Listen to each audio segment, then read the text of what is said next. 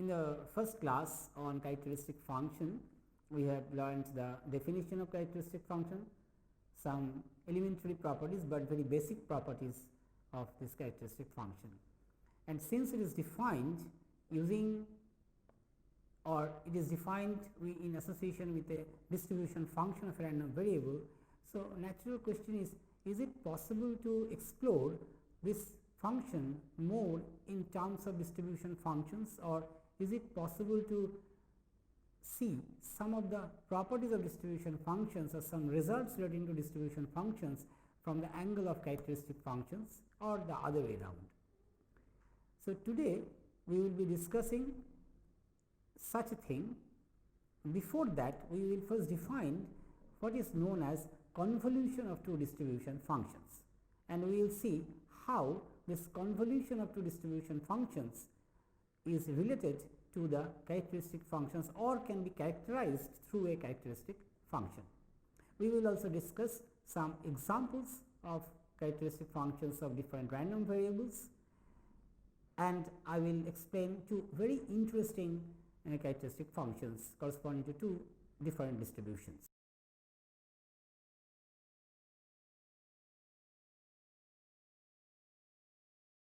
So, characteristic functions 2. From the last class where we have defined characteristic functions, we have also studied how it is related or it is defined using a distribution function of a random variable. We have studied some very basic properties of these characteristic functions, and also another interesting result, that how we can generate a characteristic function given a number of characteristic functions corresponding to a number of random variables. So, today we will just continue to discuss the same thing on characteristic functions, but before that, if you remember, in the last class we have introduced something that is related to sum of two random variables. That means, we have tried to explain or try to define or develop a characteristic function corresponding to the sum of two independent random variables or sum of two independent symmetric random variables, and we have seen that the sum is also symmetric. Now, in continuation to that, let me define what is known as convolution.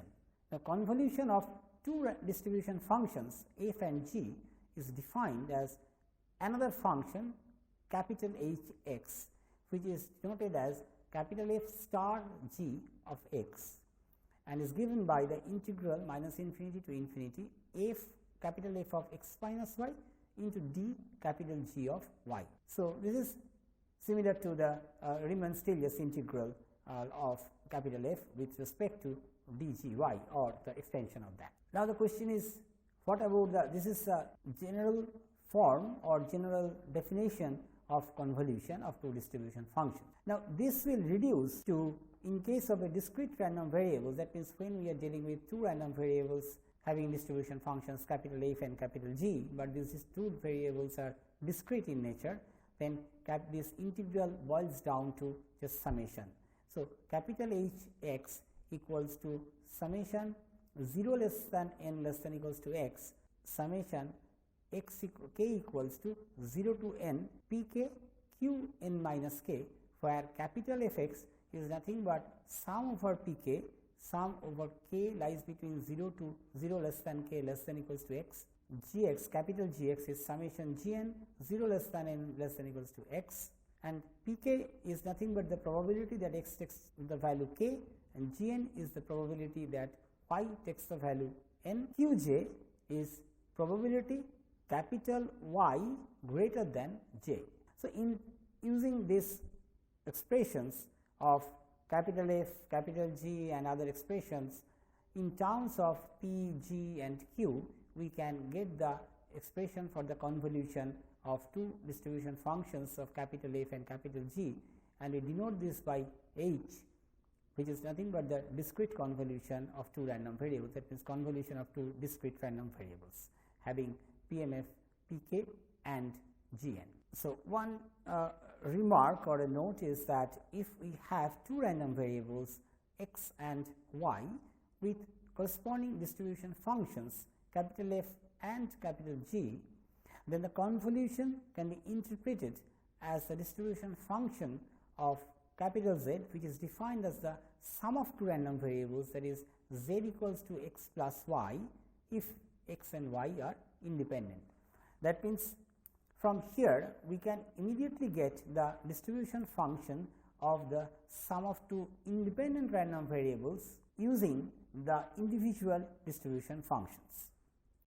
Some other remarks: if capital F and capital G are distribution functions, then H can be proved that H is also a distribution function, which is convolution of F and G. This convolution is commutative in nature.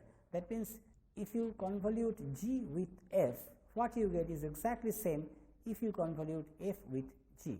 This comes from the very definition of convolution. Just a straightforward algebra, we can get this commutative property. This convolution, it's interesting to note that this convolution is also associative in nature. That means, if F, G and H are distribution functions, then convolution, first take the convolution of F and G, and then with that you take the convolution of that F star G with H, which is same as if you first take convolution of G and H and then consider the convolution of F with this G star H. So, whatever you do, you will get the same thing. So, this is known as associative property. And naturally, one is interested to know, if we have already discussed the discrete setup, discrete scenario of convolution. Now, what happened, or can we define something analogous to probability density from this convolution? The answer is yes.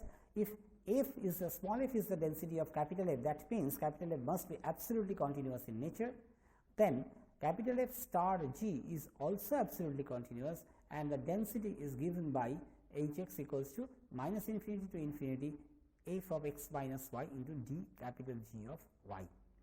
So, this is a very important result, or maybe treated as a theorem, that we can generate the density provided it should be an absolutely continuous variable. Now, the convolution theorem. This theorem basically states or discusses the relation with the characteristic function. That means, rather how to define a characteristic function of the convolution of two random variables. That means, z equals to x plus y. So, how to determine the characteristic function of z when we know the characteristic function of x and characteristic function of y, provided x and y are independent random variables. The proof follows by the Stieltjes integral. So, just consider the partition a equals to z1 upper bracket n less than z2 upper bracket n and so on, and the last point z n plus 1 upper bracket n equals to b. That means, we introduce n plus 1 points to get the partition, and just consider the Stieltjes integral, or write the characteristic function of z as a Stieltjes integral. So, minus infinity to infinity to the power I t z d h z, which is nothing but the limit of this entire sum. Here the function is nothing but e to the power I t z. So, e to the power I t z j upper bracket n into h z j plus 1 minus h z j. So, this is just by the definition of Stieltjes integral, which is equals to, we can immediately write this summation of this quantity z j minus z j upper bracket n minus x, and we integrate this entire quantity by e to the power I t x into d g x. Now, that means basically we are introducing this x inside. That means, we multiply this quantity by e to the power minus t x, and we adjust it with e to the power I t x. And so, what is this x? X should run for every x belonging to this real line. So, if you look at this entire expression and consider the limit, then this quantity would be the integral of e to the power say I t y a minus x to b minus x d of f y. That means, just by putting z minus x equals to y, we will get this expression.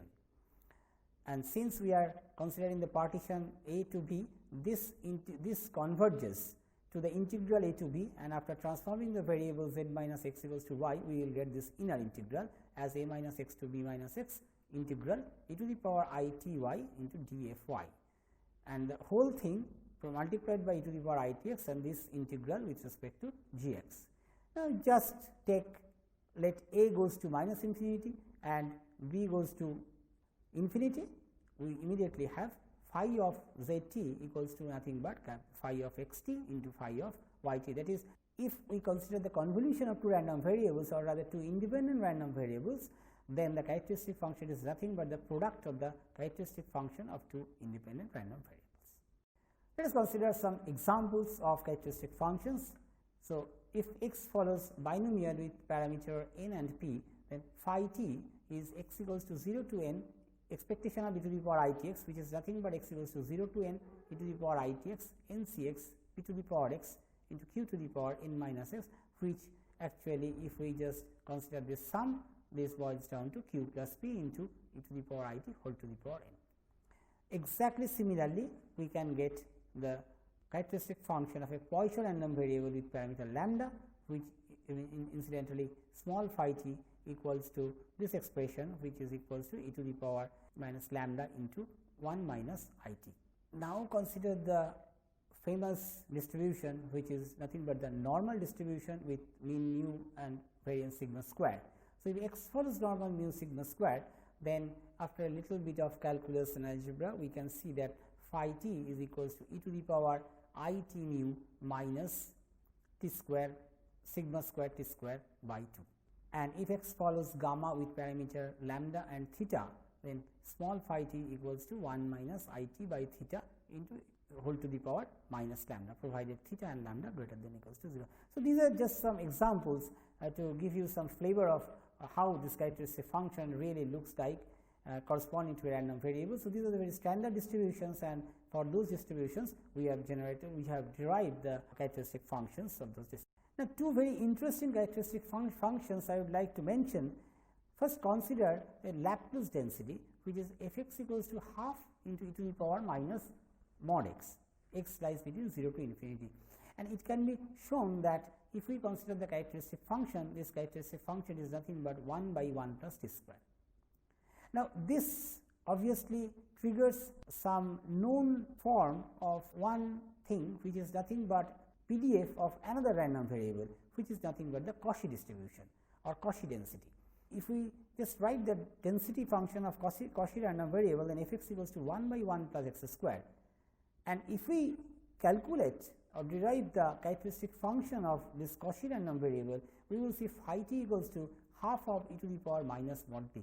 So, you see the density function of Cauchy is nothing but is exactly in the form of characteristic function of Laplace density. On the other hand, the Laplace density function is in the form of the characteristic function of Cauchy density. So, there is some relation, some interesting feature can be noted based on these two distributions. So, characteristic function of one variable is the density of the other variable, rather the form of characteristic function of one variable is the form of the density function of another variable. Now, the question is it possible to get moments from the characteristic functions of a random variable, provided the moments exist? And there is a very famous theorem that if phi t is the characteristic function of a distribution function capital F has derivative of order k at t equals to 0, then all moments of capital F up to order k exists if k is even, and up to k minus 1 if k is odd. Conversely, if the moment alpha k of order k of a distribution function f x exists, then the characteristic function phi t can be differentiated k times, and in fact we can have this result phi k times derivative, kth derivative of phi t is nothing but I to the power k integration minus infinity to infinity e to the power I t x d f x, and alpha k, that is the kth order moment, can be given as I to the power minus k kth derivative of phi at t equals to 0. So, this theorem basically gives us the moments from a characteristic functions, and just consequence we can put another theorem that if f x is a distribution function and we assume that nth derivative exists for different values of n, then the characteristic function of phi t of capital F admits the expansion, that is small phi of t equals to summation j equals to 0 to infinity alpha j I t to the power j by j factorial plus some term which is very negligible or which goes to 0 as n goes to infinity. So, it admits the expansion from which we can get the moments up to nth order if the nth derivative exists. So, basically this gives us one interesting theorem which relates the moments with the characteristic function of a distribution function, and it will actually immediately give you the moments irrespective of, we do not need to know that up to what order moment exists. It will immediately tell us automatically that, well, since nth derivative up to nth derivative exists, then you should get moments up to order n and so on. So, this is n is any integer. So, this gives us a result that relates characteristic function with the moments of a distribution function if the moments exist. So, today we have explored some more properties or some more theorems on characteristic functions in relation to the distribution functions, or rather more than one distribution functions of more than one random variables. We discussed some examples of characteristic function of very standard distributions. Another interesting thing that we have introduced, and in terms of theorems, although without proof, that how moments are related to a characteristic functions, or how moments of a distribution can be generated from a characteristic function provided the moments exist. So, these are all the some of the nice properties of characteristic function which we have already explored. These properties or these theorems and results will be used to explore further this area, this very broad area on characteristic functions in relation to some of the limit theorems in probability as related to distribution functions, some more different types of convergences that we will be discussing later.